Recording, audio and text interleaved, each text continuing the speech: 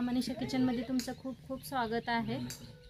आज एक अशा पद्धतीने पिठल्याची रेसिपी आणलेली आहे जे खाऊन तुम्ही पण म्हणताल की इतकी चव आणि तोंडाला चव देण्यासारखी ही पिठल्याची रेसिपी बनलेली आहे। चला तर मग आज काहीतरी वेगळ्या पद्धतीने पिठल्याची रेसिपी बनवूया, एकदम भन्नाट अशी। आज एक मस्त अशी रेसिपी बघणार आहे। तर त्यासाठी घेतलेले आहे हरभऱ्याची डाळ ना भिजू घातली होती, मस्त अशी भिजलेली आहे।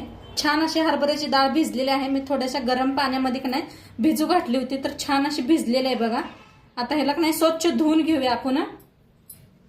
स्वच्छ धुवून का नाही असं एका चाळणीवर ठेवलेले आहे, म्हणजे याचं सगळं पाणी का नाही असं निघून जायला पाहिजे।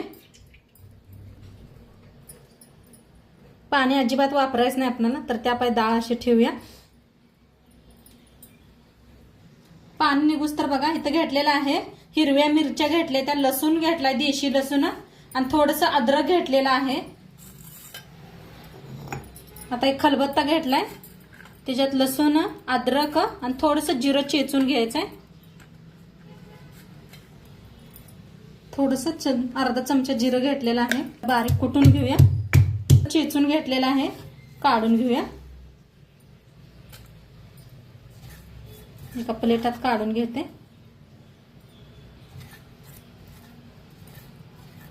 आता घेतलेला एक चॉपर बघा ह्या पद्धतीचा आहे, त्याला आता हे मिरच्या अशा बारीक करून घ्यायच्या। ह्याच्यात कुठून घेतल्या तरी बी चालतंय, तर ह्याच्यात एकदम बारीक होते त्या। तुमच्याकडे खलबत्ता नसला तरी बी मिक्सरला लावा, आणि चॉपर बी नसला तरी बी मिक्सरला लावून घेतलं तरी बी चालतंय। तर अशा बारीक करून घेते मिरच्या। तर असं बारीक करून घेतलेलं आहे, काढून घेऊया एका ह्याच्यात।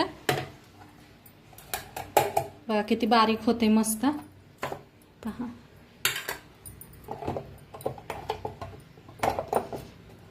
आता डाळीचं पाणी पूर्ण गेलेलं आहे पहा। आता थोडी थोडी डाळ करून का नाही ह्याच्यात बारीक करून घ्यायचे।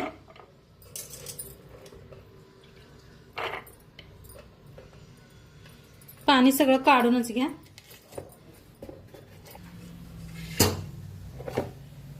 तर हे पहा कसं मस्त असं बारीक व्हायला लागलेलं आहे।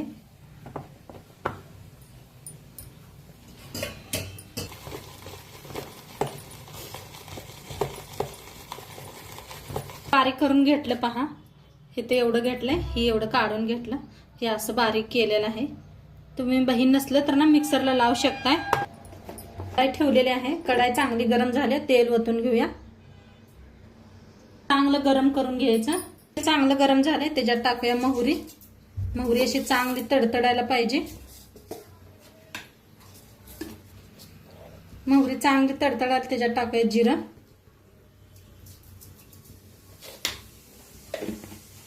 हिंग,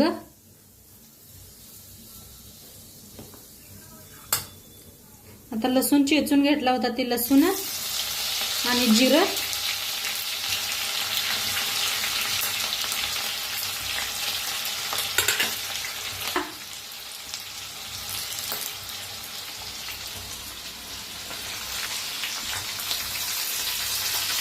आता हिरवी मिरची बारीक करून घेतलेली,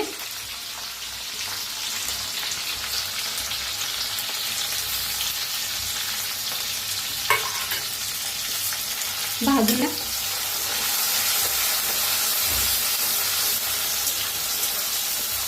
कढीपत्ता जरा बक्कळच वापरलाय, चांगला असते खाल्ल्याला।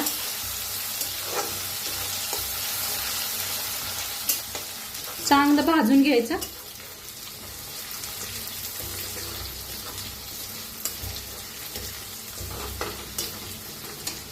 आता चांगला भाजायला आलाय, त्याच्यात टाकूया हळद,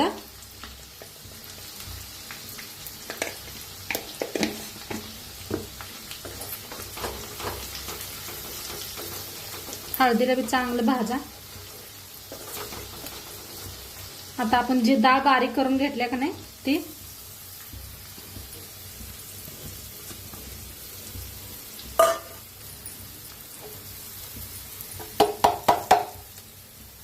घ्यायचंय। पाणी पण अजिबात काय वापरायचं नाही।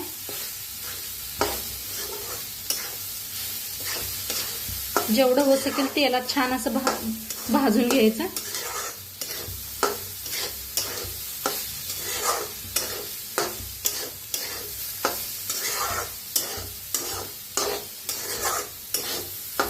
डाळीचं पिठलं म्हणू शकता ह्याला, मस्त होतं.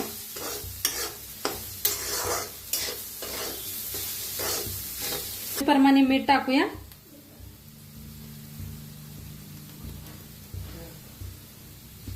तर बी चांगलं भाजून घ्यायचं. एकदम असं मोकळं सुटसुटीत व्हायला पाहिजे आपण डाळीचं पिठलं. भारी बघा. जर थोडंसं तेल जास्त लागतंय तर मस्त लागतंय खायला असल्या थंडी पावसाळ्यात.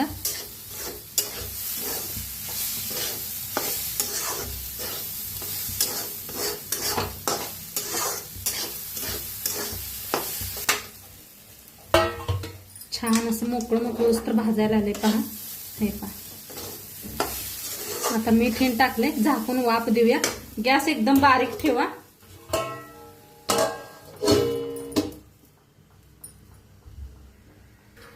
तर बघूया आपलं पिठलं.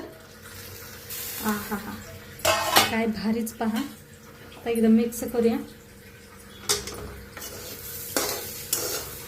अजिबात खाली काही लागलेलं नाही, काय नाही. गॅस बारीक करायचा.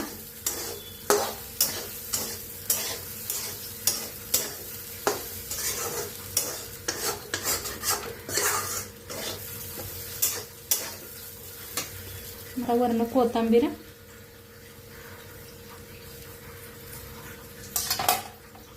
ना, वरण शेंगदाण्याचा कूट टाकूया. नसलं वापरलं तरी बी चालतंय, पण जरा टाका.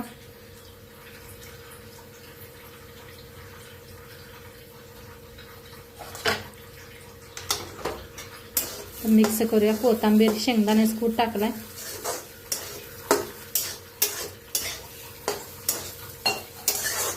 असं मोकळा होस तर चांगलं असं भाजून घ्या, म्हणजे छान होते. हे पहा किती सुट्टा सुट्टा झालाय असा. खायला पण एकदम मस्त लागतो. प्रवासाला न्या तुम्ही, खूप छान. 2-3 दिवस टिकत, ही विटत नाही अजिबात. मुलाच्या शाळेच्या डब्याला म्हणा मस्त.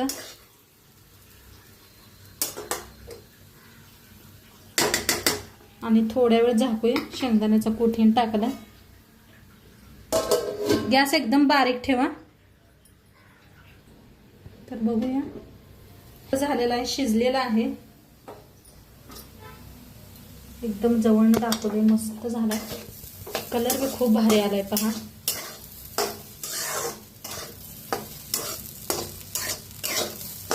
लगेच झटपट होने वाली रेसिपी आहे ही. आणि देशी लसूण वापरा बरं का. देशी लसणाने खूप चव छान येते. बघा काय भारी. अजिबात चिकट हेन कायचं नाही. किती असा मोकळा मोकळा झालेला.